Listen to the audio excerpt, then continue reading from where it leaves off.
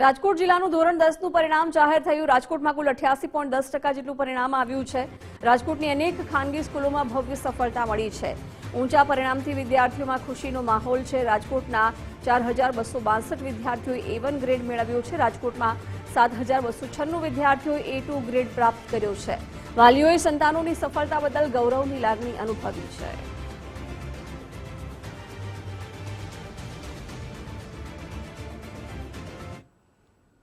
રાજકોટના હેમાંગ પેશાવરિયાએ સંઘર્ષ વચ્ચે સફળતા મેળવી। પિતાની છત્રછાયા ગુમાવ્યા બાદ હેમાંગે હિંમત ન હારી ફી ભરવા હેમાંગ સર્જિકલ વસ્તુઓ વેચવાની નોકરી કરતો। અભ્યાસની સાથે નોકરી કરી પરિવારને ટેકો આપ્યો।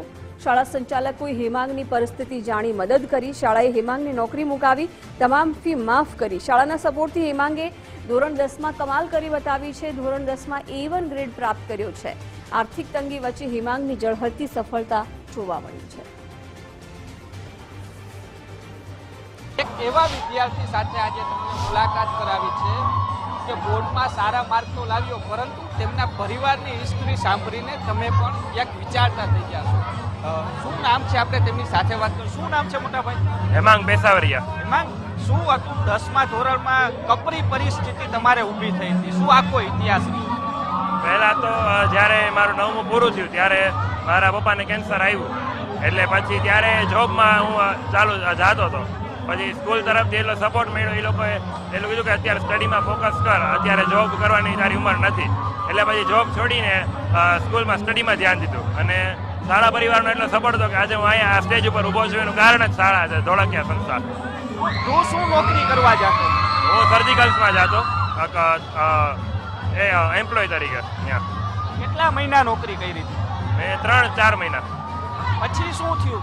કેમ સ્કૂલને ખબર પડી તો એમણે શું કર્યું? શાળાને ખબર પડી એટલે સ્કૂલ તરફથી કહેવામાં આવ્યું કે હવે તું જોબ છડી દે, સ્ટડી 10th છે એટલે એમાં ફોકસ કર, એ વધારે ઇમ્પોર્ટન્ટ છે। અત્યારે જોબ તો પછી વધારે સેલેરીમાં મળશે, પણ અત્યારે તારી એજ નથી, એટલે પછી જોબ છોડી અને સ્ટડીમાં ફોકસ કર્યું। હવે એનો શું ગોલ છે તારો? હવે આગળ એમ્સમાં જવું છે, ડોક્ટર MBBS કરવું છે। કહી શકાય કે જેમનો હોસલો મજબૂત હોય ને તેમને પહાડ પણ નડતો નથી તેવું કામ છે। કારણ કે પિતા એક્સપાયર થઈ ગયા હતા, પરિવારનું ગુજરાન ચલાવવા પોતાની ફી ભરવા માટે તેણે નોકરી કરી, પરંતુ સ્કૂલને ખબર પડી એટલે તેની સ્કૂલ માફ કરીને તેની નોકરી મુકાવી અને તેમને કહ્યું કે તું અભ્યાસ કરીને આજે જે સ્કૂલનો ભરોસો છે તે તેણે કાયમ રાખ્યો। કેમેરા પર્સન દેવજી રંગાડિયા સાથે રહીમ લાખાણી, ગુજરાત, રાજકોટ।